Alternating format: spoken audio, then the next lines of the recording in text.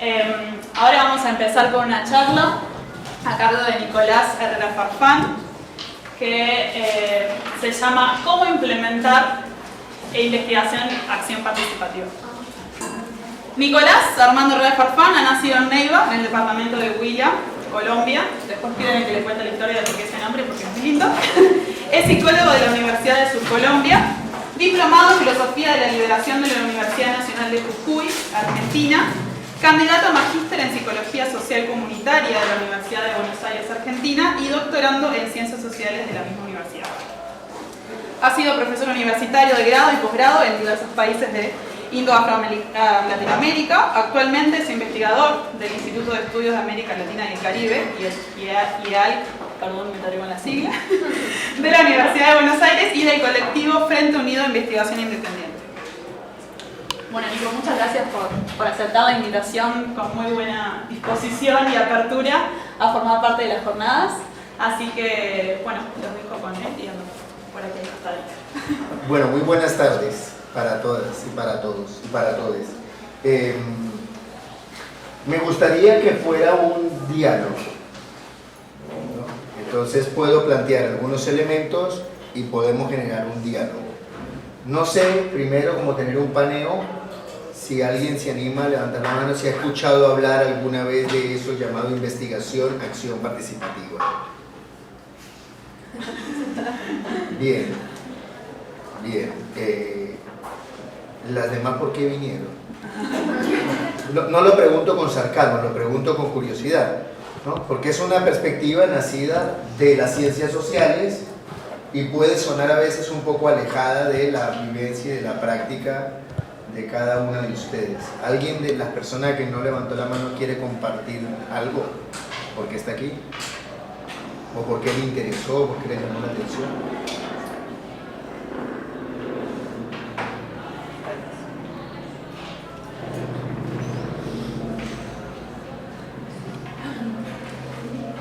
Bueno, voy a romper el hielo porque sé que me gusta un poco, culturalmente.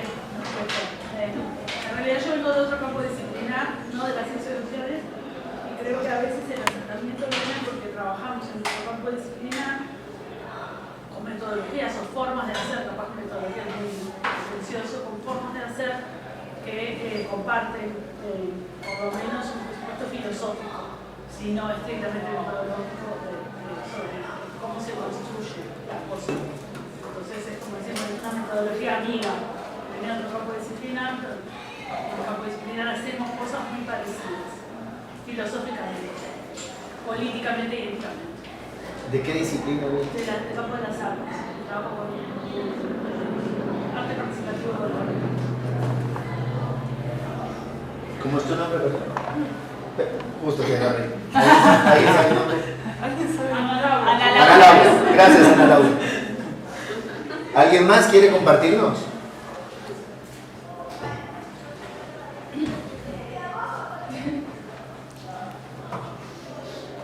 Bueno, es difícil romper el hielo, ¿no?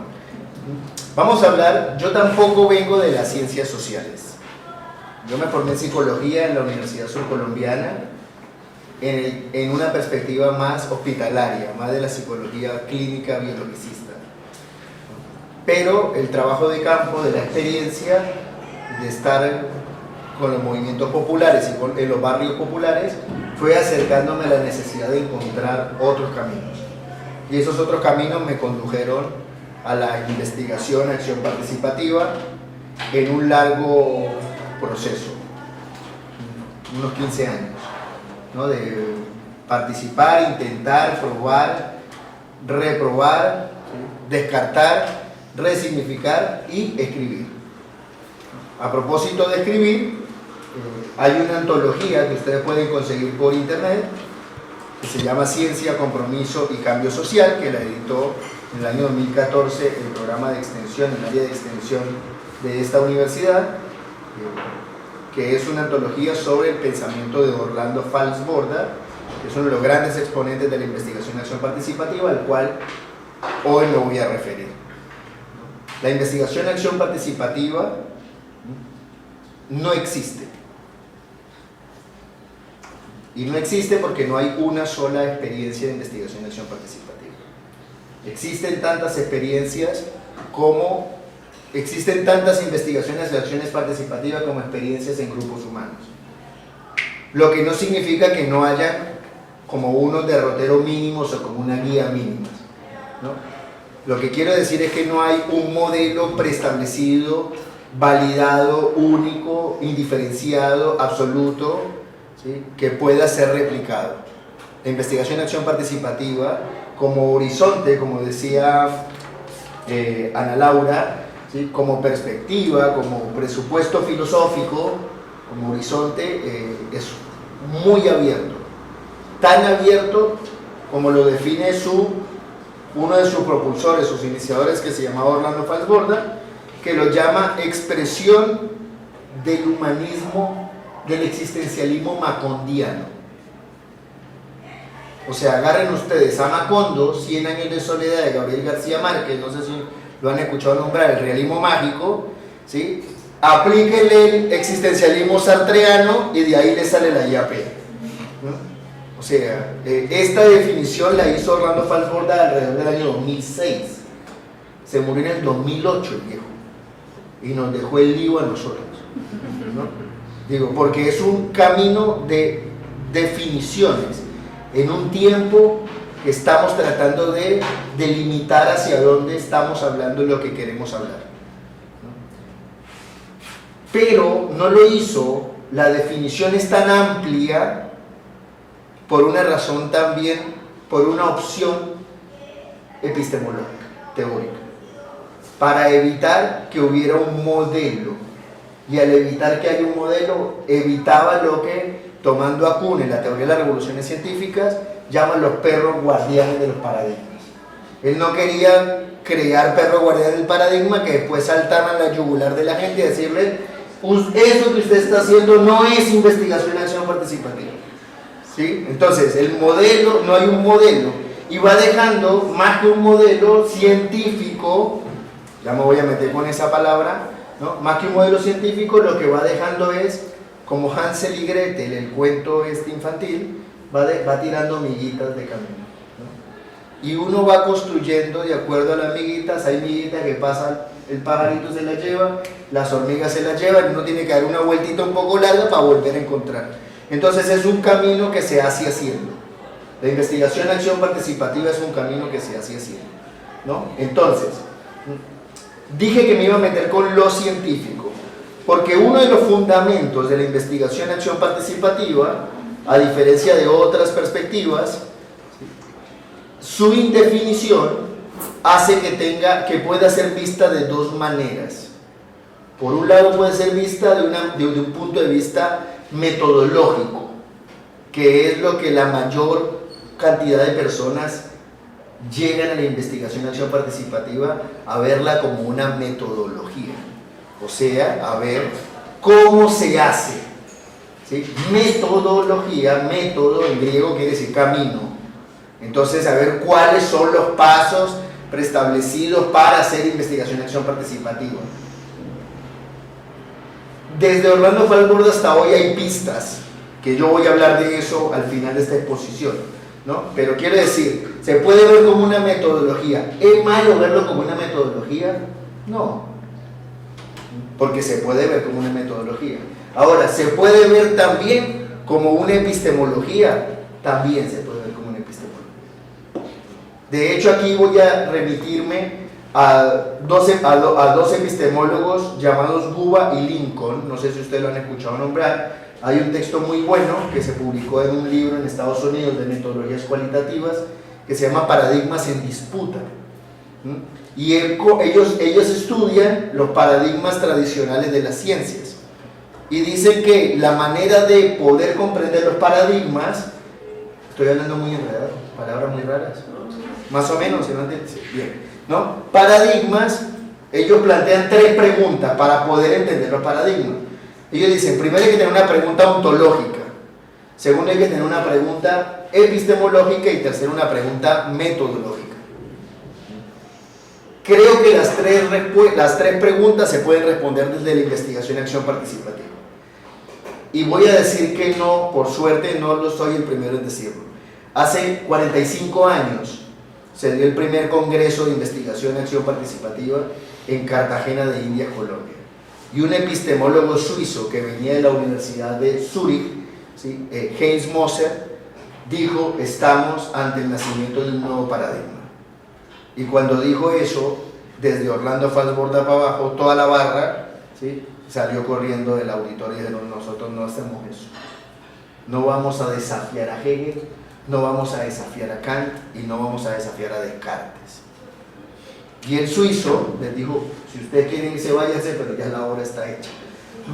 Y el debate quedó abierto. Desde ese momento el debate quedó abierto, ¿no? ¿Por qué? ¿Cuáles son las tres preguntas? Las tres preguntas son ontológica, epistemológica y metodológica. La pregunta ontológica se pregunta por el qué, por el ser. La ontología se pregunta por el ser del conocimiento. ¿Qué conozco o qué quiero conocer? La segunda pregunta, que es la pregunta epistemológica, es por la relación que se desarrolla entre el sujeto cognoscible y el objeto cognoscente. ¿Sí? O sea, entre quien investiga y lo que investiga. La relación sujeto-objeto. Más o menos hasta ahí. Tercero, la relación metodológica. El cómo llego a el conocimiento, a la producción o la reflexión del conocimiento. Esas tres preguntas las responde la investigación y acción participativa. O sea, evidentemente, Heinz Moser tenía una intuición que no estaba tan equivocada, que además mismo era un epistemólogo que venía de la biología. O sea, no era que teníamos un infiltrado en las ciencias sociales que tiraba buena onda, digamos, ¿no?, para las ciencias sociales, ¿no? ¿Sí? Porque parte del debate de la revolución epistemológica de la investigación y acción participativa es heredera de un debate previo de los años 20 de las ciencias físicas. Todo lo que tuvo que ver con las teorías de la complejidad, con Prigogine, con Heisenberg, toda esa revolución de los años 20 con la relatividad, todo eso dio insumos para repensar las ciencias sociales. Pero además, como las ciencias sociales tienen su propia complejidad, se alimentaron de otros debates como la discusión de Oppenheimer sobre la bomba atómica, sobre la Segunda Guerra Mundial, sobre los efectos de la Segunda Guerra Mundial, sobre las reflexiones sobre el colonialismo a nivel internacional, la emergencia del llamado tercer mundo. Si estoy hablando chino mandarín, avísenme, ¿no? O sea, estoy hablando de un desarrollo de acontecimientos científicos y acontecimientos sociales entre la década de 1920 y la década de 1960. 40 años donde eso va incubando y van naciendo caminos, alternativas, visiones, perspectivas. Una de esas perspectivas comienza a cocinarse en los años 70. No solo en Colombia, en Tanzania, en Brasil, en México, en Australia, en Inglaterra y en India. Casi todas en el tercer mundo. Salvo Australia e Inglaterra, todas nacieron afuera de las universidades y nacieron junto a movimientos sociales o junto a comunidades organizadas que fundamentalmente luchaban por la tierra. De hecho, en India hay una experiencia llamada el Bohomicena, que era liderada por Karuni, que era un científico social, antropólogo, que se une a la lucha del Bohomicena, que significa el ejército de la tierra, y comienzan a hacer tomas de tierra. Para que se hagan una idea, es como una suerte de MST, pero versión de la India, el Movimiento Sin Tierra de Brasil, pero versión india. En Colombia se hizo de la mano de la Asociación Nacional de Usuarios Campesinos, de Movimiento Campesino Colombiano. En Brasil, Falsborda dice que se desarrolla a partir de las experiencias, primero de la sociología crítica de Darcy Ribeiro y segundo a partir de la dialogicidad de Paulo Freire. Y esto es interesante. Falsborda cree que Freire desarrolla una forma de IAP y Freire considera que la IAP es una forma de educación popular, ¿no? Entonces, ¿quién tiene la posta? Aquí se dice quién tiene la posta. ¿Quién tiene la posta? ¿Freire o Valls? En realidad, los dos, porque es un horizonte común. Y no había Twitter, no había bases de datos, no había WhatsApp, no había esas cosas que permitían consultar y estar al tanto de lo que estaban produciendo. Entonces Valls descubre que se van produciendo conceptos y búsquedas comunes y que se encuentran en un momento determinado que es 1970, en un congreso de sociología.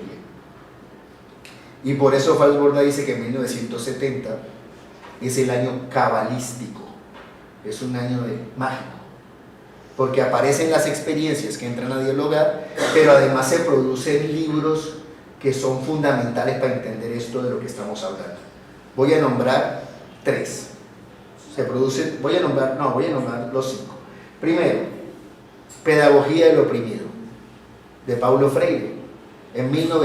Había aparecido primero en portugués en 1968, pero solo en 1970 aparece publicado en español, en Montevideo. Creo que era la editorial Nueva Tierra, Tierra Nueva, Casa Nueva, Hombre Nuevo, una editorial que era como de espacios ecuménicos. Hombre Nuevo junto a Siglo XXI Editores. En Lima aparece publicado el libro Teología de la Liberación, Perspectivas, de Gustavo Gutiérrez. En Santiago de Chile, que acaba de ganar las elecciones el señor Salvador Allende, 1970, aparece publicado un libro que se llama Dialécticas de la Historia e Ideologías del Desarrollo, de un filósofo economista alemán llamado Franz Hinkelammer. Y él tiene la necesidad de pensar qué entendemos por historia y por proceso histórico cuando hablamos de una revolución que en Chile decían que iban a hacer el socialismo con vino tinto y empanadas. ¿Cómo sería una revolución con vino tinto y empanadas? ¿No? Entonces tiene que hacer una reflexión teórica. Es un libro maravilloso que se consigue por internet. El cuarto libro se publica en Estados Unidos, que se llama Tratado contra el Método, de Paul Feyerabend, uno de los grandes epistemólogos que ha habido, que su subtítulo es Hacia un anarquismo epistemológico. Y el quinto libro es una publicación de Orlando Falsborda que se llama Ciencia Propia y Colonialismo Intelectual, donde comienza a reflexionar sobre el tema del colonialismo epistemológico y lo que ahora podemos llamar, ¿sí?, giro decolonial. Estas teorías van a nutrir el giro decolonial, o sea, la investigación y acción participativa, la educación popular, la teología de la liberación van a estar, y la economía para la vida, porque un poco Hinkelammer ya comienza a esbozarla ahí, van a estar en el mismo proceso histórico. O sea, la investigación y acción participativa hace parte de un proceso más macro y se va a encontrar solamente en 1977 en un congreso. O sea, aparecen los primeros síntomas en el 70 y en el 77 maduran los primeros debates. ¿Sí? ¿Por qué maduran los primeros debates? Porque llevan 7 años, 8 años o 10 años probando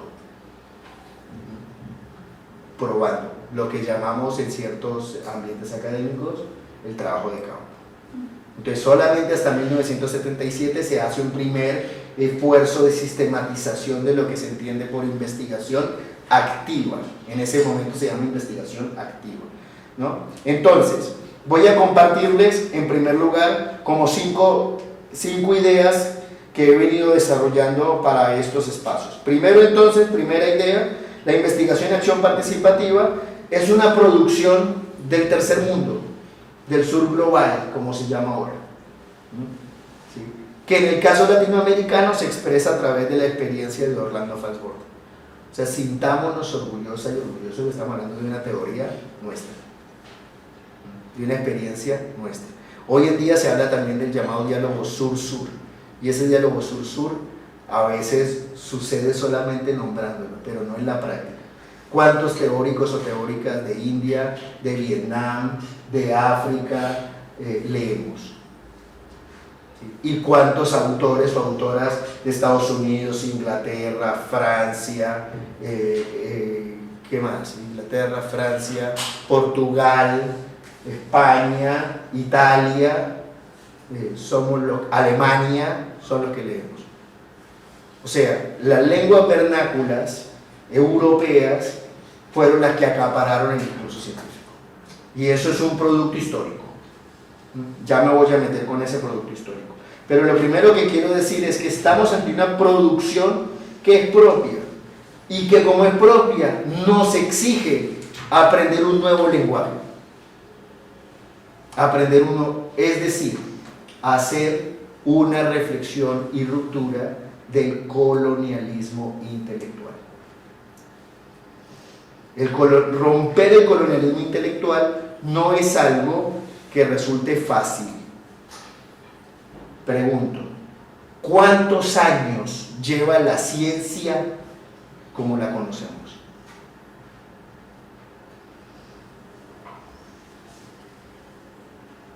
Lo conocemos 200 años, mucho. 200. ¿Quién da más? 300. ¿Quién da más? Depende del campo. Dale, a ver. En química, desde mediados del siglo XVIII. Mediados del siglo XVIII, 300. Bien. ¿Qué otro campo podría ser anterior? Astronomía. ¿Cuándo? Y bueno, miles de años. Como ciencia, no como ciencias, lo que conocemos como ciencia, ¿no? La matemática, ¿cuánto lleva? Como el formato de trabajo, 500, 600, 700 años. 600, 700 años. No estoy diciendo como saberes, sino como ciencia. Porque si no decimos, bueno, los ayurvedas allá ya empezaron la medicina hace 5000 años. Bueno, pero esa medicina hoy, nuestra medicina no reconoce esa medicina. Se llama medicina alternativa, de hecho, a veces, ¿no? La ayurveda. Entonces, como ciencia, el relato científico empezó más o menos hace 600 años. Más o menos.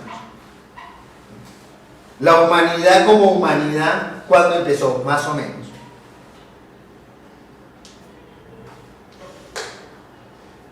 ¿Qué? Los Como primeros asentamientos neolíticos. ¿Cuándo? Más o menos. 3000. No, 3000. 1000 años. No, mucho más. ¿Cuánto? 3000. 6000, 7000. ¿Cuánto más? ¿Quién da más?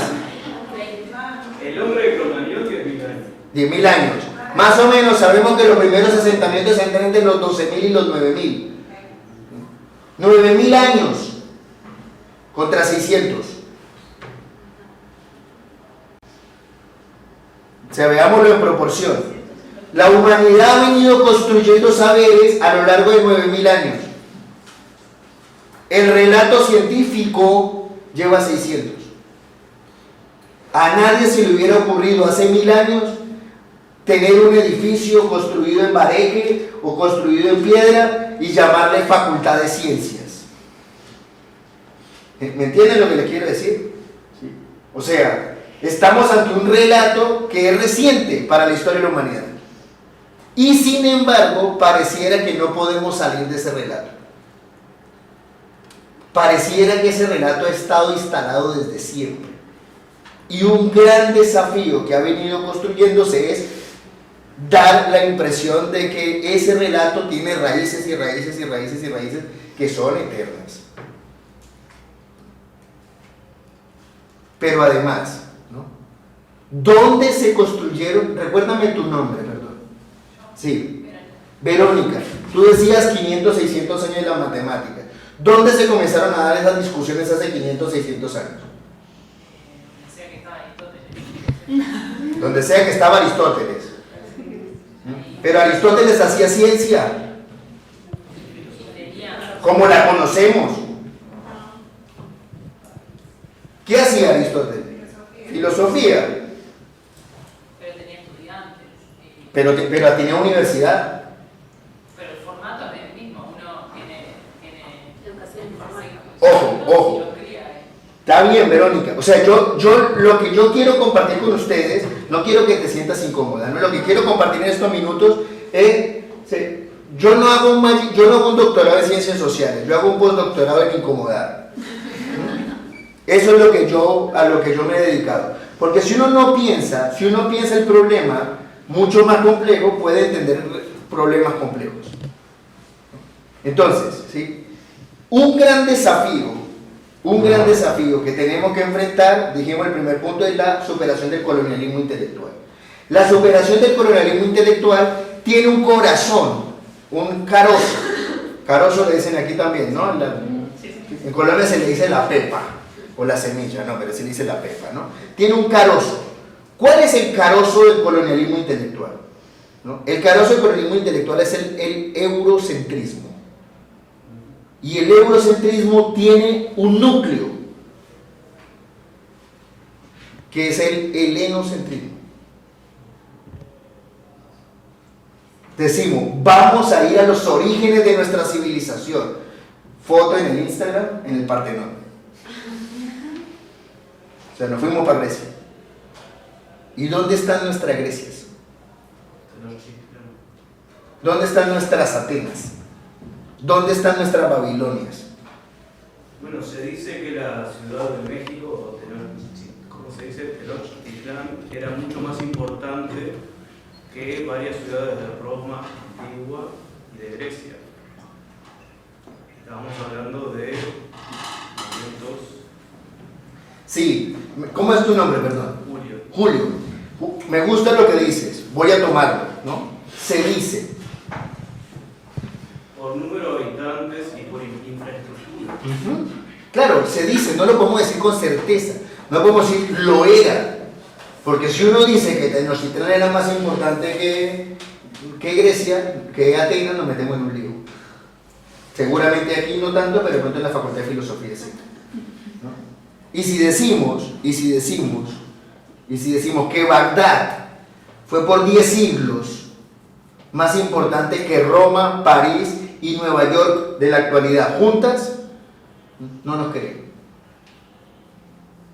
Y sin embargo, hoy nos asustaríamos, sería una debacle planetaria que bombardearan Nueva York, Londres y París juntas. Pero no se nos cayó un pelo cuando bombardearon la ciudad antigua más importante del Medio Oriente.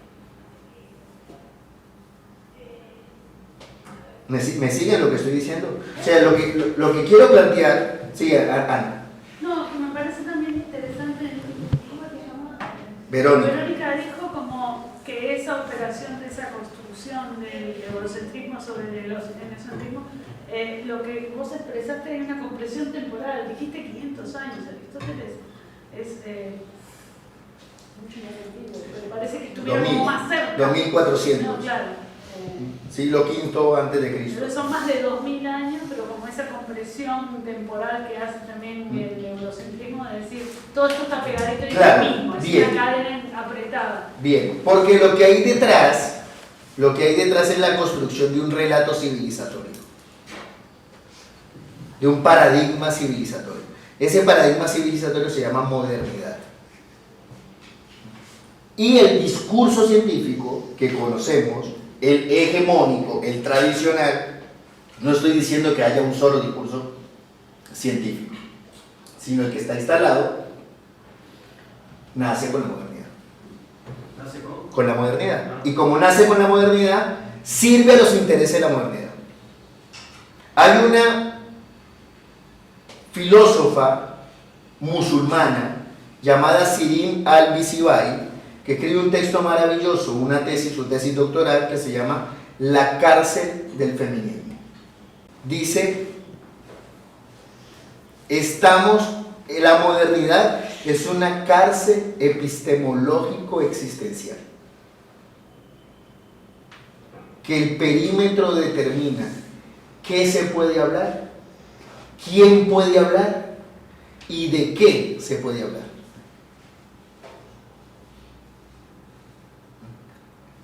Otro medio oriental llamado Abdullah Öcalan, un turco, a él no le gusta mucho que le digan turco, realmente es un kurdo, ¿no? El kurdo Abdullah Öcalan dice, estamos ante el imperio de la razón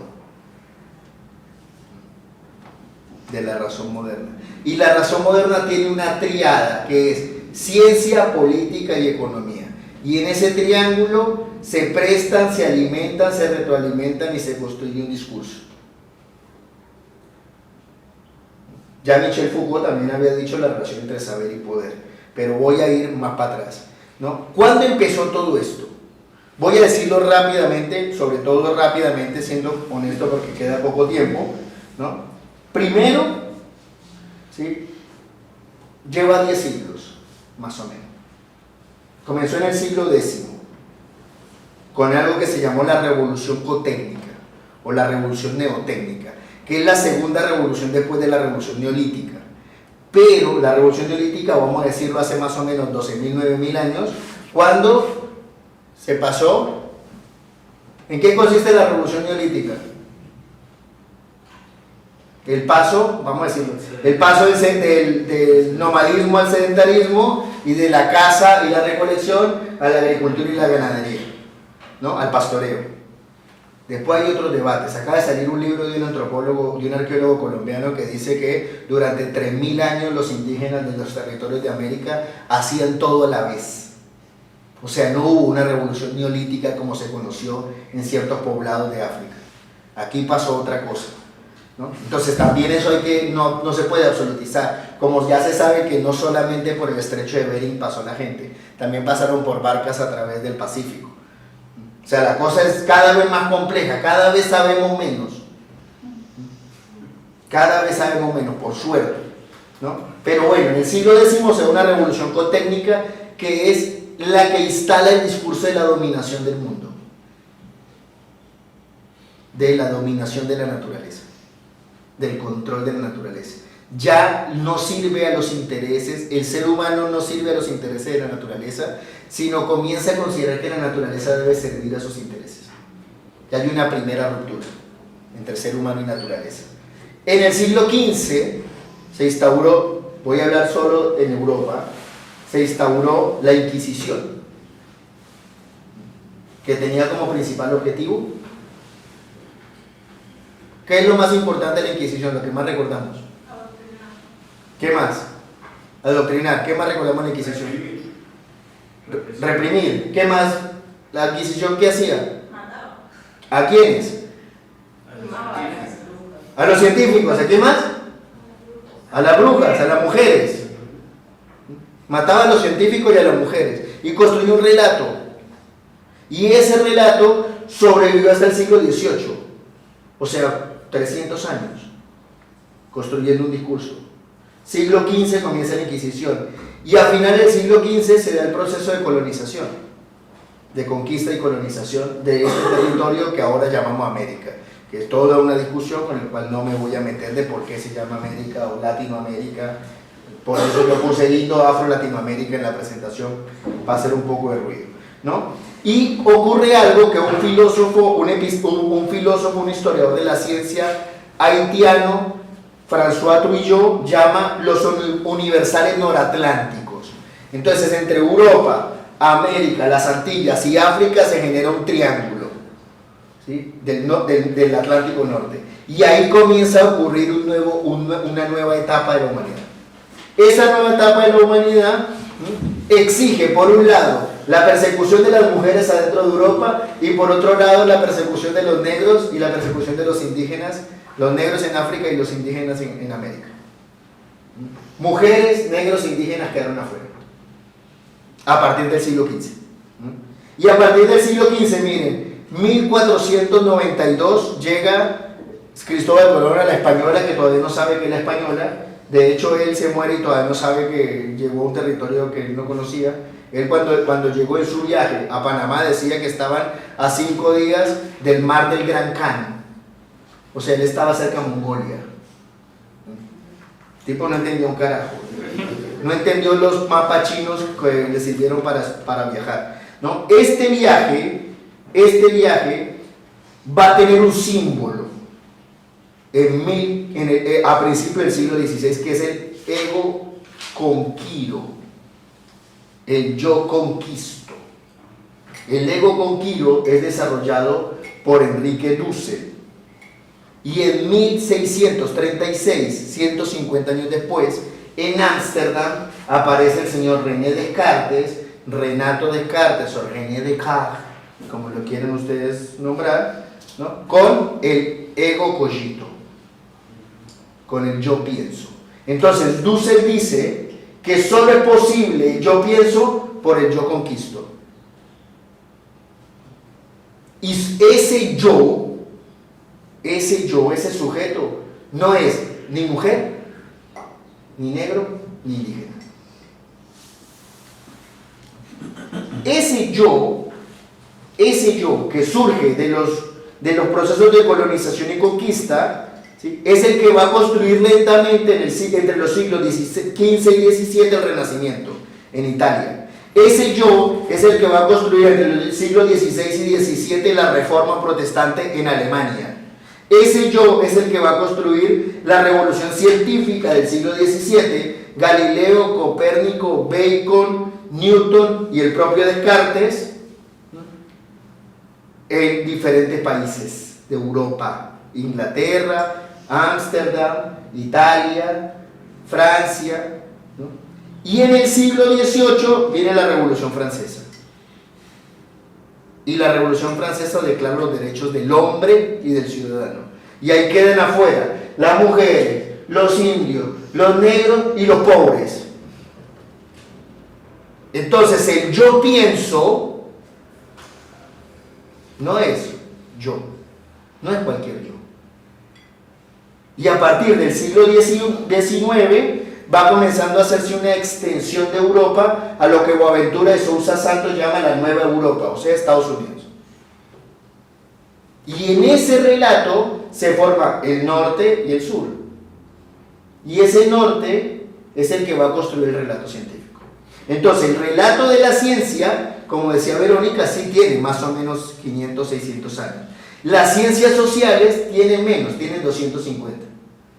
Y mi disciplina, por ejemplo, la psicología, tiene como 120,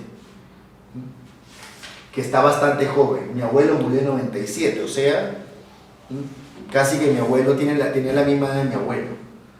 La ciencia, la psicología. Entonces, este tránsito va a hacer que se construya un discurso científico de saber que va a ser un saber hegemónico, doctrinario, vertical, ¿sí?, y absoluto,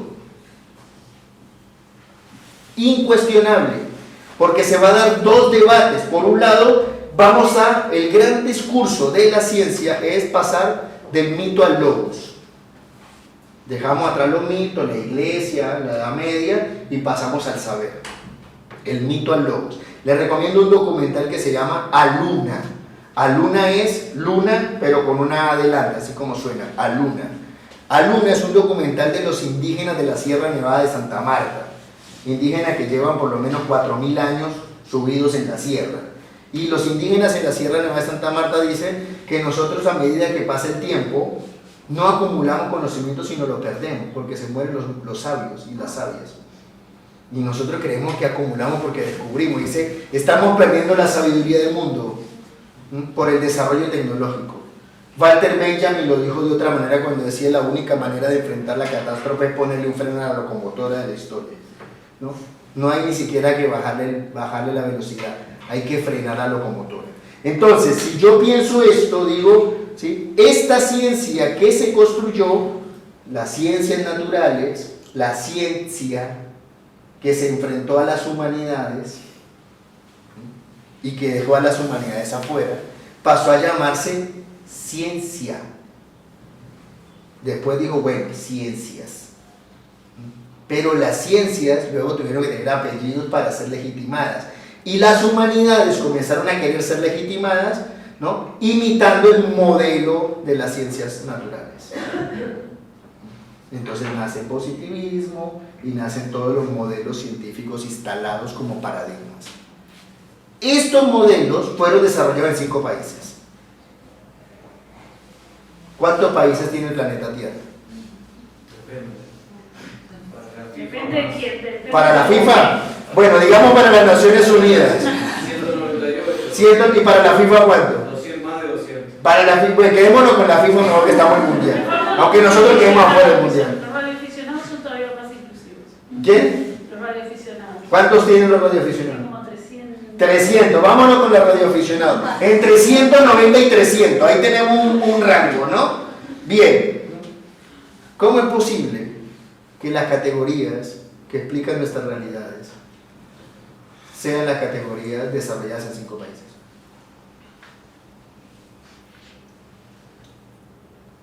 ¿Cómo es posible que hablemos, ¿sí?, que para publicar nuestras investigaciones, para dar cuenta de nuestras investigaciones, primero tengamos que replicar el modelo de ellos? Segundo, replicar el idioma de ellos. Tercero, replicar el formato de escritura de ellos. Y cuarto, replicar la validación teórica de las universidades de ellos.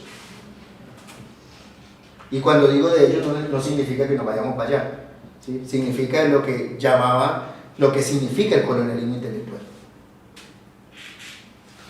Y aquí podemos saltarnos entre todas hacia la yugular, ¿sí?, como me va a saltar Tomasino porque me quedan 3 minutos porque me tengo que ir, ¿no? Y decir, bueno, pero entonces la ciencia no, ¿cómo hacemos ciencia? ¿Sí? Hay que crear. Y a veces somos más imitativos que copistas. Y la creación, la ciencia, voy a dar un lugar, ¿no? Las ciencias clásicas que conocemos, como serían las de esta facultad, hicieron una revolución hace 100 años. Y esa revolución de hace 100 años, más o menos, alimentó la revolución de hace 50 años de las ciencias sociales, junto a otros acontecimientos históricos de los que ya hablé al principio. Ahora, estos aportes revolucionarios de las ciencias sociales pueden alimentar sus ciencias. Entonces es un ejercicio de ida y vuelta. Aquí no hay división. Las ciencias solamente se dividieron por intereses burocráticos de la academia y por intereses ultraespecializados de producción del capital. Porque el capitalismo desarrolla un conocimiento de acuerdo a sus necesidades. Si no, no tendría, aquí no sé, pero en Argentina, donde yo vivo, hay títulos muy establecidos, ¿no? Concurso de becas para el desarrollo en ciencias. Si uno mira y dice el mejoramiento de la producción, del análisis estadístico de los hidrocarburos, de no sé qué, dice, y para eso hay plata. Pero si uno dice, quiero estudiar el desarrollo y la identidad grupal de los vecinos de la ciudad vieja de Montevideo, eso es hipismo. Eso no es ciencia. O sea, hay unos saberes legítimos y unos saberes ilegítimos. En el discurso científico, por un lado. Por otro lado, en el discurso por fuera de la universidad. Si hay una jerarquía de saberes dentro de la universidad, imagínense lo que está por fuera de la universidad. Mi abuela, que es la mujer más sabia que yo he conocido en la vida, me decía cuando era niño, mijo, estudie para que sea alguien en la vida. O sea que el que no estudie no es alguien. No es ser, no es yo. Y resulta que yo le hice caso.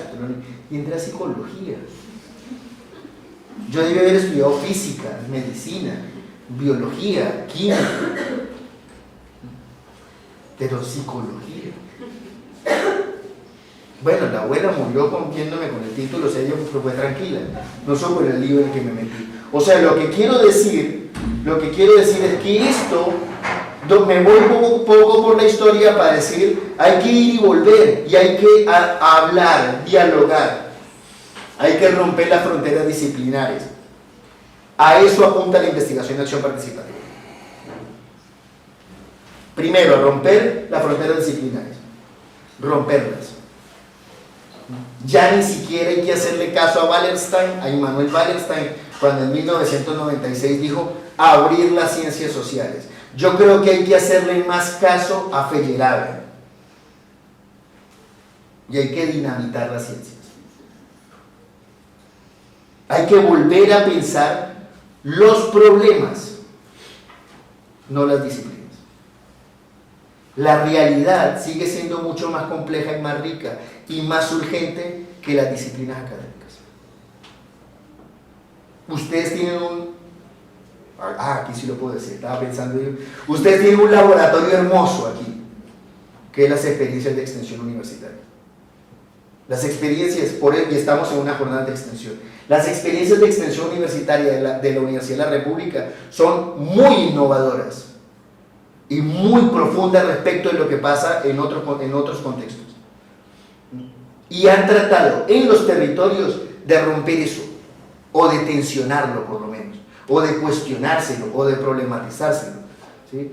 Miren, ustedes no solamente nos dieron a Torre García, a Benedetti, a Citarrosa, a Cavani no, porque nos hizo un gol en Bogotá, ¿sí? No solo nos dieron eso, también nos dieron una perspectiva de extensión universitaria. Y eso vale la pena volver sobre esos presupuestos. Y la investigación y acción participativa tiene un lugar central en esos presupuestos.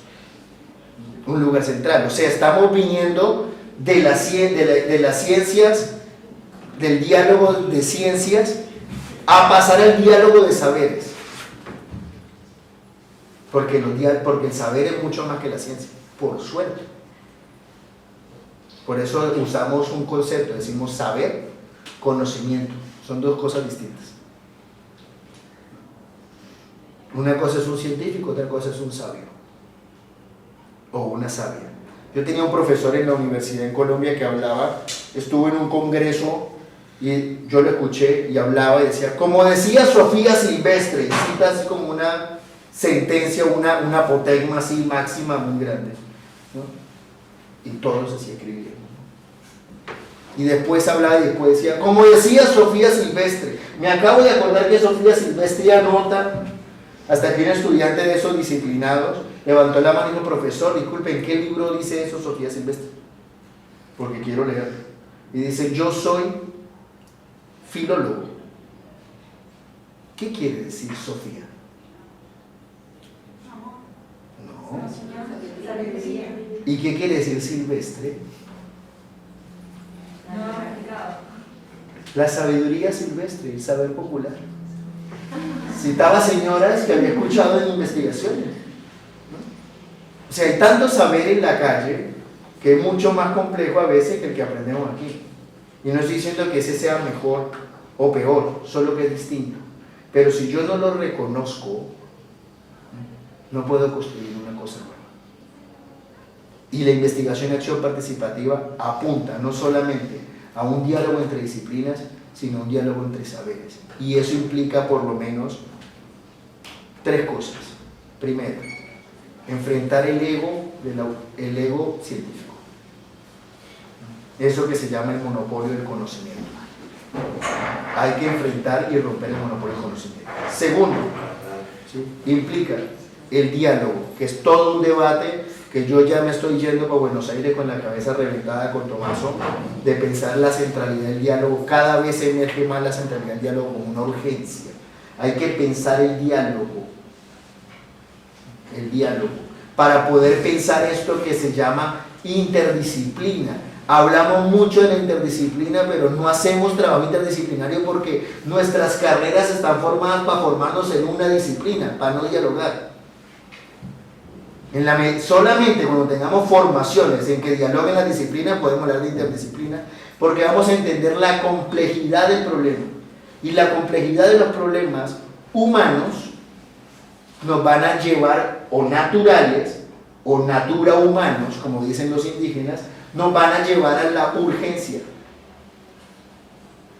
Porque antes de investigación y acción participativa, antes que objetivos de conocimiento, parte de los objetivos de vida. Entonces, si yo, primero dijimos romper el ego, romper el monopolio del conocimiento. Segundo, dialogar. Y el diálogo exige un reconocimiento pleno del otro o de la otra. Pero además exige disposición. Dialogar es mucho más difícil que yo me callo y usted habla, y cuando Julio termine de hablar, entonces yo hablo. Y nos fuimos y dijimos, qué gran diálogo. Como cuando a veces hacemos una ronda, ponemos las sillas todas alrededor, tenemos un ovillo de lana y nos lo comenzamos a tirar, y dijimos, qué educación popular tan bárbara. O sea, el diálogo es mucho más complejo que eso. Y nos exige, ¿sí?, partir del reconocimiento de los demás. Y esa exigencia de partir del reconocimiento de los demás nos lleva necesariamente a un universo desconocido. Porque lo que va a producir el diálogo es algo que no sabemos. Y el reconocimiento pleno significa romper el extractivismo cognitivo. Muchas veces está comprobado en la historia que muchas veces las ciencias van y le sacan el saber a la gente y luego lo traducen en categorías científicas y lo muestran como desarrollo científico. Y ya la gente del barrio, la gente de la comunidad o la gente del campo lo sabía. Ahora se llama ley de patentes. No sé si han escuchado esa palabra. Yo hablo bajito porque hay satélites, ¿no? Entonces, yo lo que quiero decirles entonces, para cerrar, porque ya no fuimos, me fui de mambo, perdón, me apasionan mucho estos temas, ¿no? Para cerrar, yo quiero compartirles, porque además no hablé del tema del título de la exposición y después dice, vino a vender humo, no. Miren, ¿cómo hacer IAP? Ya les dije al principio, el que avisa no traiciona, que no hay un modelo único. Pero a pesar de que no hay un modelo único, sí hay algunos elementos que vale la pena tener en cuenta, ¿no? Entonces, primero, a ver, voy a buscarlos aquí para decirlos. Primero, miren, la investigación y acción participativa es un trabajo en pie de igualdad entre comunidades populares, comunidades sociales, agrupaciones humanas y grupos de investigación o equipos científicos que dialogan, ¿no? Ya dijimos que el diálogo es mucho más complejo, ¿no? Pero vamos a dejarlo ahí. Dialogar no es ir a tomar un café, es mucho más complejo que eso, ¿no? Pero de ese diálogo solamente se da si yo reconozco que el otro tiene un saber. Si yo llego a la Universidad de la República, ¿no?, con un sonajero, ¿no?, un tabaco, ¿no?, y unos collares, y antes de que ustedes entren les hago una fuma, van a decir, esto es un desastre. Y ahí no hay reconocimiento pleno. Miren, nosotros hicimos una experiencia en la universidad allá en Colombia, hicimos una experiencia con comunidades indígenas. Yo fui invitado como profesor, hicimos 3 sesiones de diálogo de saberes. Y llevamos primero a unos taitas y unas abuelas, a unas mayoras, como se llaman ellas mismas, los mayores y las mayoras, indígenas. Después llevamos afros, ¿no?, y después llevamos líderes populares. Y con universitarios, así, a dialogar. Cuando llegamos, el primer día llega la mayora con su vestido, ¿sí?, la mayora, 70 años, ¿no?, partera, tradicional. Se me acerca, me mira y me dice, mayor, buenos días. Y digo, no, abuela, yo no soy mayor. Me dice, usted es la autoridad aquí, usted es un mayor. Mayor, buenos días. Ella me reconoció en el diálogo. De una. Y le dije, bueno, buenos días, ¿cómo es la dinámica? No, bueno, van a estar los... ¿Trajo chicha? Porque si yo no remojo la palabra no puedo pensar. Y ahí yo dije, perdóneme la expresión, dije, a la mierda. A las 8 de la mañana esta señora se va a clavar un trago. Y yo ni he desayunado. Y entendí que la señora estaba en otro campo.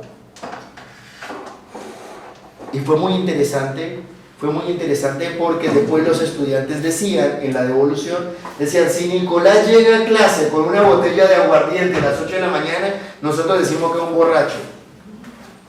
Pero esta señora tiene que venir con su propia cosmovisión, con su propia cultura. Entonces, ¿no?, es un reconocimiento pleno. Entonces, el equipo investigador debe, primero, ser capaz de ser crítico y autocrítico. Segundo, rechazar el paternalismo. Estoy hablando de algunas reglas de conducta. Tercero, disponerse a enseñar y transmitir el saber. Cuarto, llevar una conducta disciplinada y consecuente. 5. Estimular la organización de la gente. 6. Formular reivindicaciones colectivas. 7. Ayudar en la formación técnica y política de todas. Porque sí, todo conocimiento, todo saber responde a un poder. Y si ustedes no saben a qué poder responde lo que ustedes producen, piensen. Porque no existe ciencia neutral, ni existe ciencia aséptica. la imparcialidad no es enemiga del rigor, ni del objetivo. La imparcialidad es un escamoteo de la ética. Al menos desde la investigación y acción participativa. Luego ustedes hagan lo que quieran, ¿no? Por supuesto. Octavo, promover la unidad de la gente. Noveno, orientar la forma y nivel de lucha siguiendo unos resultados de investigación. Investigación y acción participativa es ante todo investigación colectiva, pero investigación. Noveno, no dejarse provocar ni abandonar. Hay una regla de 3 palabras: paciencia, paciencia y paciencia. Me encanta, ya quedó claro, ¿no? Entonces, miren, para eso primero yo tengo que informarme en dónde me voy a meter, contactar con la gente, construir un plan de trabajo colectivo, ¿no? Establecer algunas preguntas con la gente de lo que queremos investigar. Después, compartir las técnicas y construir los instrumentos colectivamente. Y después, impulsar la autoinvestigación de la comunidad. Al final, en investigación y acción participativa yo me tengo que ir. Me tengo que ir de la investigación y acción participativa, yo me tengo que ir, pero la gente tiene que quedar con la capacidad de seguir haciendo sus propias investigaciones. Y yo también me tengo que ir.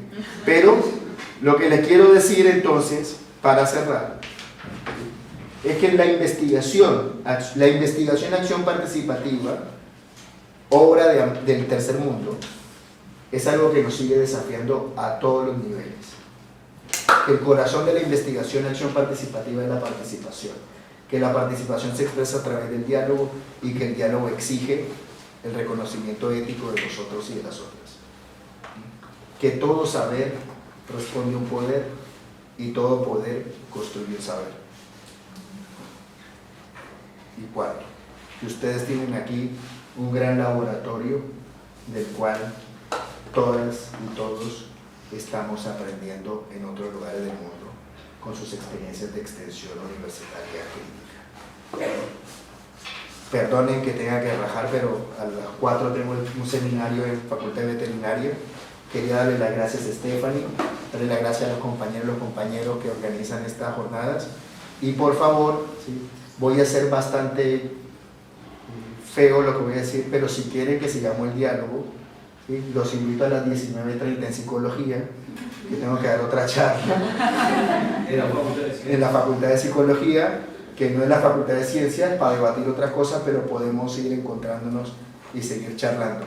No aflojen, y como dicen ustedes, vamos arriba. Muchas gracias.